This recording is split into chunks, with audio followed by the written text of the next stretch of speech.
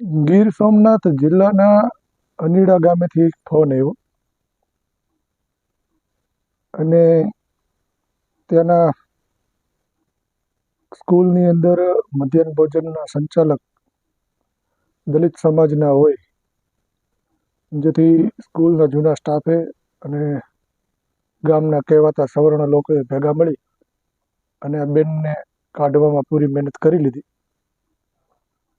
અને જો કે એ લોકો સફળ થયા. ત્યારબાદ આ લોકોએ કલેક્ટર સુધી આ ફરિયાદ પહોંચાડી, પણ જાતિવાદ એટલો લાંબો ચાલ્યો છે કે કલેક્ટર સાહેબ પાસેથી પણ ન્યાયની આશા ન મળી.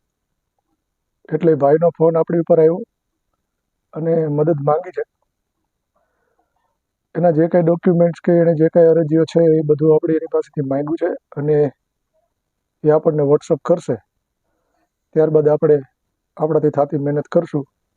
પણ ત્યાં સુધી આ રેકોર્ડિંગ સાંભળો, જેથી તમને ખબર પડે કે ઘણા લોકો કહે છે ને કે હવે એવું કાંઈ નથી રહ્યું, તો એને બધાને આ ઓડિયો સાંભળી અને જાણવા મળે કે હજી કેવું રહ્યું છે. આ જાતિવાદ ખતમ જ નથી થતો. ચાલો, એટલે ઓડિયો સાંભળો. આગળ જ્યારે પણ એના ડોક્યુમેન્ટ્સ આવશે, આપણે જે તે અધિકારી હારે વાત કરવાની છે એની સાથે વાત કરશું અને આપણાથી થતી મહેનત કરી બેનને ન્યાય મળે એવું કરશું. સાંભળો ઓડિયો. હેલો, જય ભીમ સાહેબ. જય ભીમ. વસંતભાઈ બોલો. હાજી, કોણ? હા, હું ગીર સોમનાથ અનીડા થી બોલું છું. કોણ બોલો છો? વિજયભાઈ સોલંકી. બોલો. વસંતભાઈ, કામમાં તો એવું હતું મારે કે 1.5 વર્ષ પહેલા આપડા બેન ને મધ્ય ભોજનના સંચાલકની નોકરી મળી હતી, બરાબર? હા. હવે જે તે સમયમાં 6 મહિના નોકરી વ્યવસ્થિત રીતે હાલી હતી, બરાબર?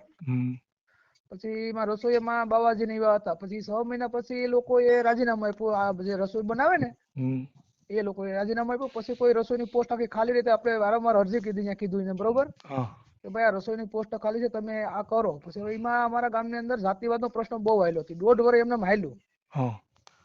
હવે અમને બાળકો, આપણા જે જાતિના 3 બાળકો હતા ને, જે ઈ જમવા બેઠા ને, જે ઓબીસી ના જે આ બધી હોય ને, કોળી સમાન ને કારડિયા સમાન, એ કોઈ બાળકો જમવા ન બેઠા. ગામ અને શિક્ષક સ્ટાફ જૂનો જે હતો ને એ બધા એક થઈ ગયા હતા, બરોબર? એટલે મેં કીધું અહીંયા ઓફિસમાં કે સાહેબ બાળકો કોઈ જમવા નથી બેઠા, મને માલ ખોટે તો આ તમે 200 કિલો 300 કિલો ચોખા ને તેલ જે આપો એ ના આપો મને, બરોબર? તો એ કઈ તો ભાઈ ઉપર થયો માલ તો એ કે દેવો જ પડે. એટલે પછી મેં અહીંયા ઓફિસમાં રજૂઆત કરી હતી, એક જાદવભાઈ બામરોટિયા કરીને અને એક હિતેશભાઈ. મેં કહ્યું સાહેબ આ એટલો માલ આવે તો નિશાળમાં બગડી જાય ખોટી રીતનો, તો અમે નાના માણસો પછી કઈ રીતે આ પૈસા ભરીએ? તો મને કે તમારે જે ગોડાઉનમાં તમે માલ ઉપાડો ને એની સાથે તો સંબંધ હોય કે તો તમે માલ ત્યાં રાખી શકો, બરાબર?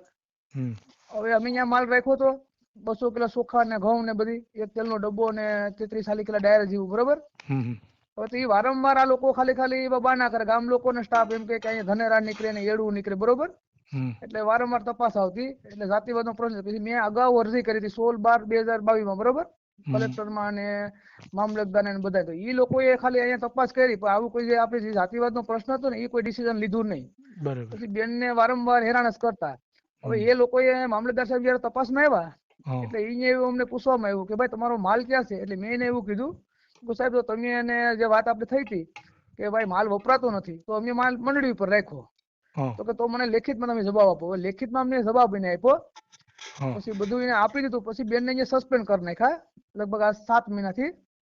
એટલે પછી મામલતદાર સાહેબે ખુદ એવું કીધું કે તમે હવે અપીલમાં જાઓ. મેં કહ્યું સાહેબ તમે શું કે અમને સસ્પેન્ડ કર્યા બેનને, અત્યારે પાછા તમે અમને અપીલમાં મોકલો? તો કે હું તમારી એવી ભલામણ કરીને મારે કે ઉપરથી દબાણ એવા આવ્યા એટલે મારે આ બેનને હું કરવું પડ્યું, બરાબર? એટલે અમે અપીલમાં ગયા કલેક્ટરમાં. તો વસંતભાઈ કલેક્ટરમાં ગયા તો અમારી અહીંયા કોઈ કલેક્ટર તારીખ 2 પડી તો અમારી તરફમાં પાછો હુકમ થયો નથી ને એ લોકો બાજુ ગયો. પછી આપણે વેરાવળ આપણા એક વકીલ સાહેબ છે ધોળિયા કરીને, તો મને કે વિજય આપણે રિવિઝન કરીએ કે, એટલે ડેપ્યુટી કલેક્ટર જિલ્લા કલેક્ટર રિવિઝન કરી. તો હમણાં 29 તારીખે પાછું કાગળ આવ્યું તો એ રિપોર્ટ એની બાજુ ગયો પાછો હુકમ.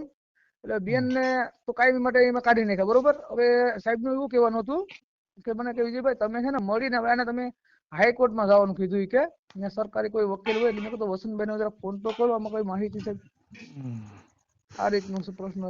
મામલતદારી છે કે રિટાયર બદલી થઈ ગઈ? અત્યારે મામલતદાર બદલી ગયા, અત્યારે કોઈક બેન આવ્યા, બરાબર. હા. ને પેલા જે મામલતદાર હતા ને વ્યાસ સાહેબ હતા, હમ. ઈ બરોબર ને, ઈ પાછા અમારે અમને એવા સમજેવા સાહેબ કે એની વાત જ તમે કરો માં.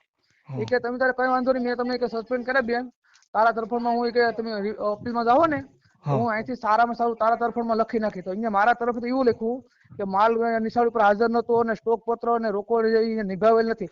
કે વસંતભાઈ જયારે નોકરી મળી ત્યારે એવો કોઈ પરિપત્ર નથી કે તમારે જે ડોક્યુમેન્ટ વાળા ચોપડા જે આપે ને એ નિશાળ ઉપર ઉપલબ્ધ રાખો, એવું કઈ નતું, બરોબર. અને કોઈ નિશાળ, મેં 3 નિશાળની મુલાકાત લીધી એ સમયમાં.